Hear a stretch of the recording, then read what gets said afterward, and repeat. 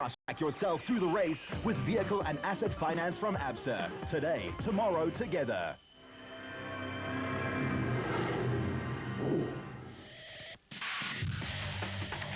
Duncan Voss has won the overall driver's title and Nissan the Manufacturers' Championship, but there's still plenty at stake at the Ford Carnival City 400, the final round of the ABSA Off-Road Championship on November the 30th and December the 1st.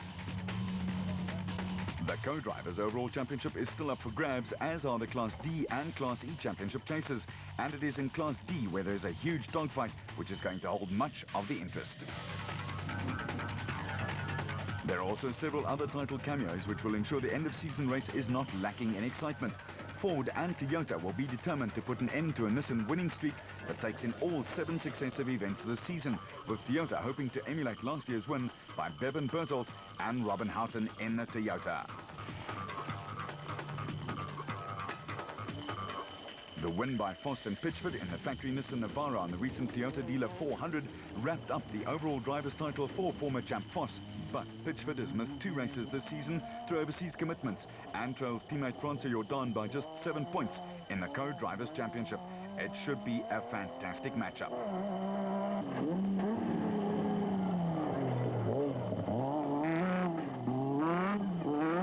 Voss and Pitchford, and on 2 occasions Voss and deputy co-driver Richard Leek have had some interesting confrontations down the years with Jordan and veteran Hannes Grobler. Another clash between the 2 factory Nissan teams with the title at stake is an exciting prospect.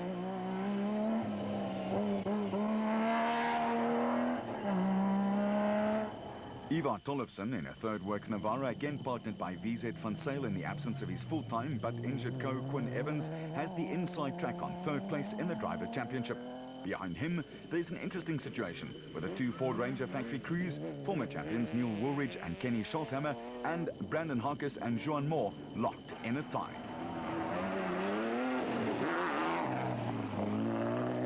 New kids on the block, Mark Ferguson and Craig West in the special steel Ford Ranger, and the ultra-consistent Kobus van Tonder with Rian Graupe in their Unifreight Ford Ranger supplement the Ford Challenge.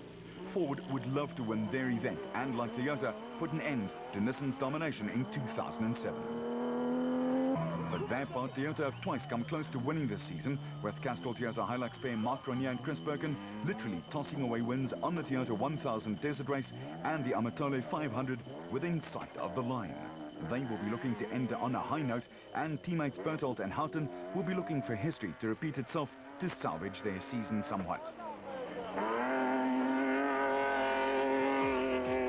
Backup will come from Chris Visser and Jaapie Paardenhorst in the 3rd Castrol Toyota Hilux, and Hichu and Jaap de Bruin in the Micron XL Toyota Hilux.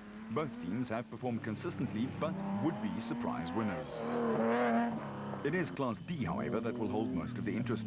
Mathematically, there are 7 crews who could win the title, although some of the permutations are highly unlikely. The water is also muddled a little by Kutsiela Labuschagne and Johan Gerber in the Race Sonics Nissan Hardbody. Gerber missed the Sun City 400, which Labuschagne finished on his own, and that puts him 3rd in the Drivers' Championship, with Gerber 7th in the co-driver stakes. Ahead of Labuschagne are Cliff and Louis Weichelt in the Bosel Toyota Hilux, who are 5 points ahead of Henry and Maurice Matten in the Ryobi Nissan Hardbody. Impressive Toyota Hilux rookies Ramon Besaidnout and Stefan Locke are 4th and 3rd respectively in the driver and co-driver championships, with Yuri Duplessis and Andre Duplessis in the BB Auto Nissan Hardbody, and Harold and Tian Kun's Land Rover also right in the championship frame. Only 11 points separate the first 5 crews, and that sets the scene for a real dogfight. The Zermattens have won 3 times this season, while consistency has kept the other teams in the picture, and anything could happen at Carnival City. Class E also has back-to-front picture when it comes to the driver and co-driver titles. Jack Peckham in the factory Ford Ranger leads the driver stakes from Jannie Visser in the Castrol Team Barberspon Toyota Hilux with 10 points the difference. But on the co-driver side, it's Joks Leroux, who sits alongside Visser, who leads the title race also by 10 points from Lucio Santoro, who partners Peckham. That situation is the result of Santoro falling ill during the Amatole 500, with Peckham finishing the event on his own. Mathematics also keeps Sharon Parkhuizen, who partners husband George in the Rurikon Toyota Hilux, in the hunt for the co-driver's title.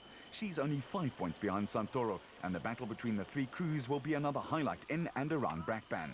Other crews, however, could add to the drama. Brian Martin and Oki Fourie in their Castrol Toyota Hilux, and Thomas Rundle with Brian Roberts in the Baden Tyre Services Nissan Hardbody will be looking to rescue disappointing seasons, while brothers Mark and Stuart Moffat in a Bosel Toyota Hilux are also potential winners. And at the end of more than 3,500 kilometers of racing, these are the figures that makes the most interesting reading. Grobler and Jordan need to keep another teammate away from second place. A win counts for 25 points on the log, while the Ford pair will want third desperately.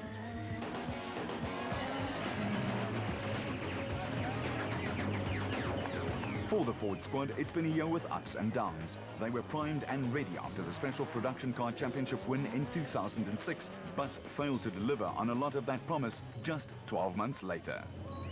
Yeah, in 2006 was our inaugural year with the SP cars, and it's a difficult question to what made it so much better in 2006 and 2007. I think the first thing that comes to mind is that in 2006 we didn't have any DNFs. Which is the ultimate. If you don't get out the car and you finish all the races, you've got to be in the points, and that's what we haven't done this year. When I say we, Kenny and myself have had a difficult year, but the rest of the teams had quite a good year. But talking for myself and Kenny, we've had 3 DNFs this year, so definitely that's been the problem in 2007. When I look back at those DNFs, I've got to think that some of the problem must come from myself, some driver errors here and there, and at the Nissan Sugar Belt event, which was held in Shishlui this year, it was very, very slippery. I made a mistake. We went off the track and we got T-boned by another competitor. And then at the Limpopo race, I made a mistake in the riverbed. We got stuck in the riverbed for 15 minutes while leading the race. So that was a huge mistake. And then this last race as well, somewhere along the line, we must have hit a big rock somewhere and we damaged the rear suspension. So when I look back, I can only point the fingers at myself, you know. The car's been very good. I think it's been even more competitive this year than last year. But to answer your question, I've got to blame myself for some of it. Not all of it, but some of it. What has the game plan been compared to other teams in the ABSA Championship in 2007? You know, it's always been our game plan. When I say our game plan, Ford Motor Company South Africa and Neil Woolridge Motors' game plan to increase the number of Fords racing. Unfortunately, we don't have a huge budget compared to some of the other manufactured teams, but we've always wanted to get more privateers involved. So we decided a couple of years ago that to slowly build up the number of cars, and that's what we've done. To date, we've built 8 off-road racing cars for Ford Motor Company. Last year, we had 2 SP cars racing. We built another 2 new SP cars in 2007, which we passed on to privateers. All our Class E cars have also gone down to privateers. So that's our game plan, is to steadily increase the number of Fords racing. We'll have some more racing next year, so that's been our game plan, and it's working nicely. We've got some competitive guys racing, and the cars are all proving to go well. And how did the decision come about to get Brandon Harkis behind the wheel of a Ford? Well, this last year, it was the first year that we made a decisive decision to get another works driver, if we could use that terminology. And we hired Brandon Harkis to come and join us. Brandon has been in racing all his life, very successful in his own racing cars. He builds the BAT special vehicles, which he's very good at. And we decided to bring him into the team because we felt he was young. He had a lot to offer us in the way of technology and experience on that side, and it's proved also a good move. He's had his first year with us. Hopefully he's going to finish 3rd in the SP class in the championship, or 4th. So we're very happy with that result. So much so that we actually level pegging on points going into the last leg of the race. So there's going to be a bit of rivalry between him and I to see who wins the last race. But that's what we've done to increase the team. And then we also brought on Jack Peckham and Lucio Santoro, who drive the Class E vehicle for us. Also proved to be a great move. They're leading the championship. They've led the championship just about all year. They've got a 10-point lead going into the last race, so hopefully they can just finish the race, and they should walk away with the Class E championship, which is very important to us and to Ford Motor Company. The 3-litre diesel is the main Ranger, which is sold by Ford Motor Company, so it's a very important class to us. It's also a class that it's a grassroots class of production vehicle racing, so we need to nurture that, and we'll be going in even a bigger effort into Class E next year. What's in store for next year? Who's going and who's staying, Neil? For 2008, we'll be running a very similar team. We haven't finalized the exact makeup of the team, but I'm sure it's going to be very, very similar to what we've done this year. I can't elaborate too much on exactly what the makeup of the cars are going to be, but I can tell you that there's some very exciting things that are going to be coming from Ford Racing. Unfortunately, it won't be in the first event of next year, but as the year progresses, you'll definitely see a lot more noise from Ford Racing, and I think a lot closer to the front. We've had a good year. The cars have been reliable. We've been able to refine them as the year's gone on, and we're just getting better and better at it. But the dice hasn't fallen for me and Kenny this year, so hopefully next year it does again.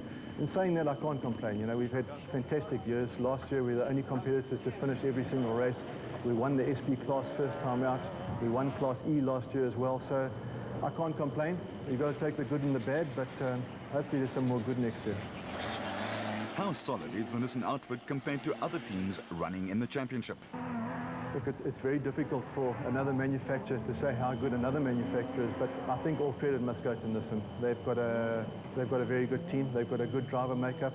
They've got a very good manager in Glenn Hall, and they've got a good product. There's no two ways about it. The Nissan Navara engine's a strong engine. I think they get a lot of input and support from Nissan in Japan, whereas we battle a little bit on that side. And they've got a good package. They've been going quite a while. They've built cars that they've sent overseas into Europe. Those cars have campaigned successfully, and I think they're reaping the benefit of those. You know, any problems that they have during the Dakar or any other big events, those faults come straight back to South Africa, and they're fed into the team. So all credit to them. They've got a very good package. But in saying that, Toyota and ourselves are right up their backsides, and we're going to try and take it away, make no doubt. How important is the physical fitness side, and how does it affect the mental state of good driving? You know, it's a question everybody asks me, and as you get older, you don't quite know how to answer this question on the physical side, but the physicality is important. I've seen very, very young and very, very fit guys get into racing cars and almost fall out of the cars after a race. So it's important to be in good shape. I don't think you have to be a peak athlete as in Formula One or anything like that, but it's important to be in good shape. You sit in the car for 6 hours. If you have a problem, it can be up to 8 hours. But I think more importantly is the mental side of things. I think you really need to be strong on that side to stay concentrated for 6 hours, 7 hours, sometimes more, in all sorts of varying conditions, slippery, wet, dusty, to hold back when you need to hold back and to push when you need to push, and to save the car. It's very important to save the car. That old saying, to finish first, you must first finish, and that is very, very true in off-road racing. You've got to get to the finish. But at the same time, you can't go too slowly. So I think the mental aspect is probably more important than the physical side. We've seen it with youngsters that come into the racing and all that. They're very fast in the beginning, but after an hour or two, you see them starting to slow off and things like that. And I think in most endurance races, you see this type of thing. You see in the Dakar, the older guys still do very, very well. That experience, there's no substitute for experience, and the mental side comes into that, most definitely. The camaraderie amongst the off-roaders is great, isn't it? It is. We're very fortunate in off-road racing, and I think it's one of the few facets of motorsport, certainly in South Africa, where there's a good camaraderie. You often see guys will stop for each other. Although I must say in the past years with advent of more manufacturers and it become more competitive, there's not quite as much, but it's still very, very good. And it's nice, it's enjoyable, because at the end of the day, I think if you enjoy something you're really doing, you're good at it. So it's an important side of it, yeah. Off-road vehicles come and go, and a lot of selling and trading goes on. What's the state of your old steed, and what's going on in the trading scene this season? At the beginning of this year, we sold our championship-winning car to Cobus van Tonder from Harrismith, who runs under the Unifreight, his own company, and he's had a very good year. As I said early on, it's always been our plan to get our cars back to privateers, and it's been good to see that car do so well, because it was a special car. It was the first car that we built in the SP class, and it's still going with the same engine, same gearbox and everything. So it's been a fantastic car, and Cobus is really doing a good job for us, and he'll be in the privateer plan again for next year. And then just recently we sold the sister car to that to Mark Ferguson. Mark Ferguson also has his own company in Johannesburg. He's an ex-bike racer, and also used to race in the special vehicle category a couple of years ago. Been out of the sport for a while, and we're expecting some good things from him as well. And it's just great to have all the privateers involved. It just makes the whole thing that much better. And then our Class E championship winning car from 2 years ago was sold to Cor van Os, who's a businessman in Botswana, in Gaborone, and he's also doing very well in that car. So looking forward to supporting all the privateers next year. From ABSA, going off the beaten track to find solutions. Hollywood could not have scripted it better. A winner-takes-all confrontation in the special vehicle category at the Ford Carnival City 400, the final round of the ABSA Off-Road Championship on November the 30th and December the 1st. While 2 of the 3 championships in the Special Vehicle Championship have already been settled, the Prestige Overall and Class A titles are still at stake. And just to make matters more mouth-watering, a winner-takes-all scenario exists between just 2 crews. Just 5 points separate leaders Nick and Ryan Harper in the Atlas Copco bat, and Evan Hutchison and Akim Bergman in the Motorite bat in the overall stakes. In the Class A Championship, it's even closer, with just 2 points separating the 2 crews. Adding to all that intrigue is a severe contrast in styles. The Harpers have won once this season and like to grind away at the opposition. Hutchison and Bergman have won 3 times and are chargers. It all adds up to a fascinating battle between the 2 teams with very high stakes, but there are more factors to add to the intrigue. There are at least a half a dozen other crews who could win at Carnival City, and there's a bottleneck of teams fighting over 3rd place in the championship. Outgoing champions Alfie Cox with Henny Terstege in the second motorite bat are tied with Terence Marsh and Peter Groenewald in a Regent Racing bat.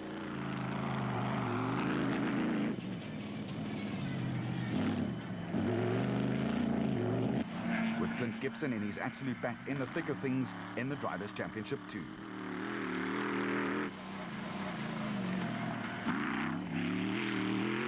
Only 2 points behind this group are former champions Shamir Varayawa and Siegfried Rousseau in the Total Motorsport Porter.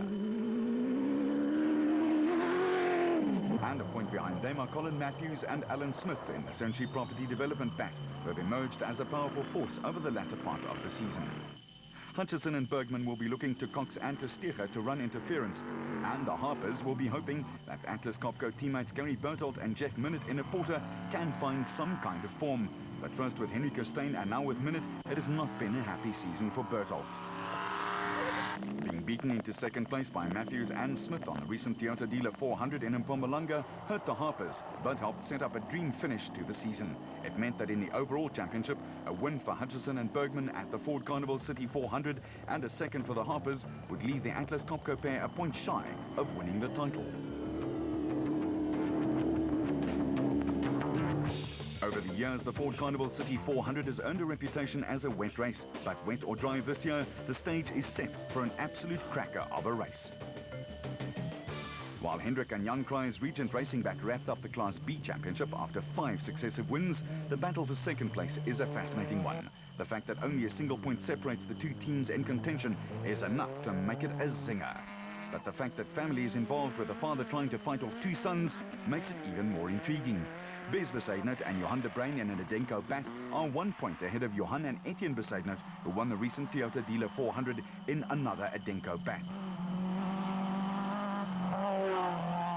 The Kraaijs, after a recent hiccup or 2, would like to end on a high note and will start as the obvious favourites. But the battle of the Besaidnouts is going to be a focal point and opens up some interesting thoughts in terms of team orders, which comes into play.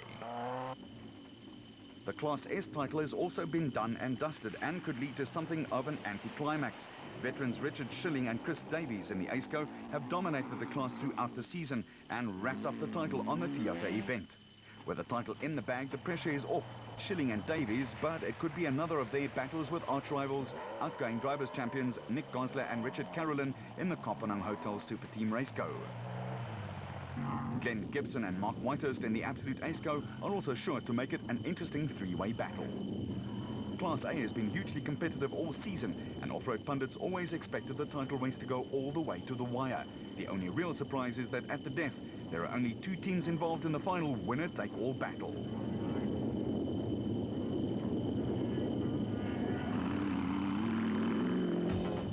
This specials point spread, with just 5 points that separate the top challengers. Will it be Harper and Harper, or 2005 champion Hutchison with Bergman? Cox and Terceja's mid-season non-finishes cost them dearly.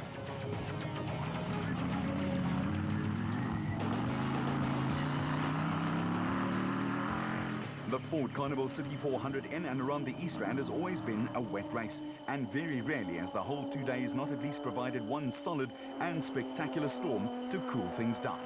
In 2006, it was no different, and it turned out to be the type of race where Olympic gold swimming medalists Rhett Nettling and Roland Skuman would have been able to provide very solid competition for the 4x4 vehicles, who were perilously close to either drowning or burning out clutches galore.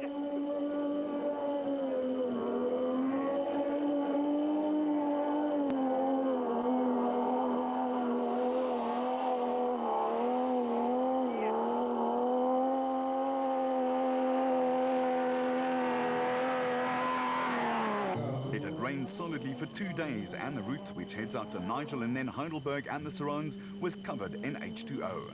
What it did mean was that the field bunched up and produced some fast and spectacular driving. The Ford SP team of Woolridge and Scholthammer were just wrapping up the SP class win, while Grobler and Jordaan had clinched the national championship. For Grobler, a 4th trophy in the cabinet of that particular ilk.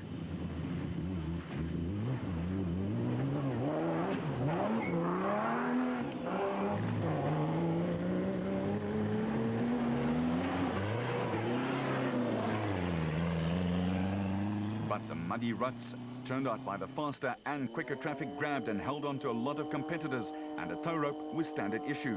Should be the same again this year, actually.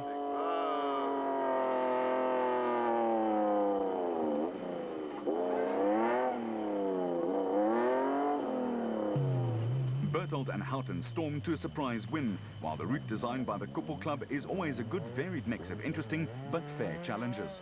It will also throw a few mountain passes as well as fast sections at the drivers and navigators. The prologue to determine the starting order for Saturday's racing will be run over 70 kilometers, while the day's racing will be confined to 2 180k loops split by a designated service point or D-control at the gambling resort in Brakpan.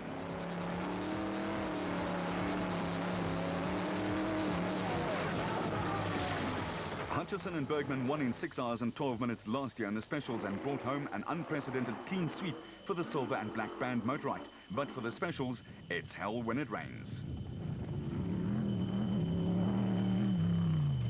However, if it's wet, you really trade one evil for another, as there's no dust, but the water gets in everywhere. Remember that the specials have no protective windscreen, and the muck, slush and cold seeps into every pore. Going in-car on this route is a whole lot of fun, though.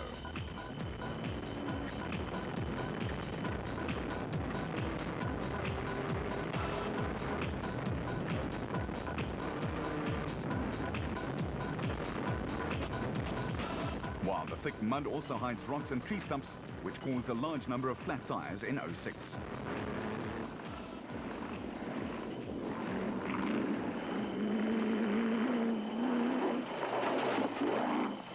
The complete redesign of the route last year was met by the approval of all, and event organizer Willie Prinsloo says they've decided to tweak very little on the existing layout.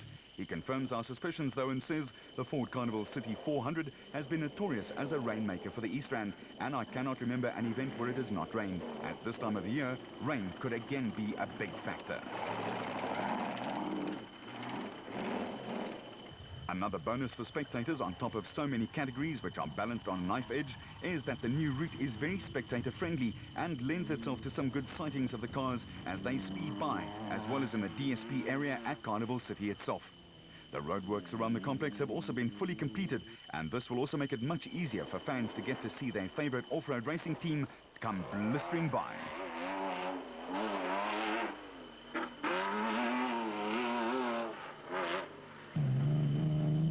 So it's been proven, the rain gods don't need a dance for it to rain, but 2007 national champion Duncan Vos will already be polishing his dancing shoes. However, the rest of the teams in with a chance of a championship win won't even be listening out for the band yet. They'll be lying awake in the small of night, wondering about rain, whether their cars will hold up and whether they'll be blessed or just plain unlucky.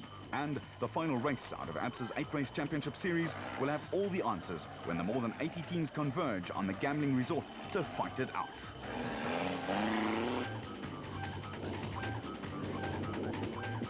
mountains and Sarones will again test man, machine and backup crew to the limit, and perhaps beyond.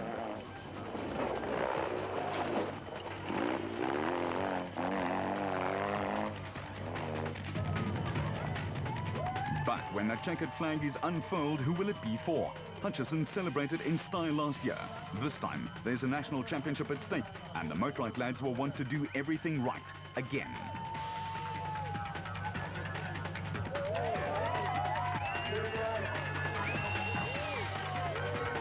The Ford Carnival City 400 starts on the 30th of November, and the racing proper starts the next day at 9. We'll be there. Hope you will too. Until then, you keep it on the road, we'll keep it off-road. That was the ultimate test, the ABSA Off-Road Championship. Now fast-track yourself with vehicle and asset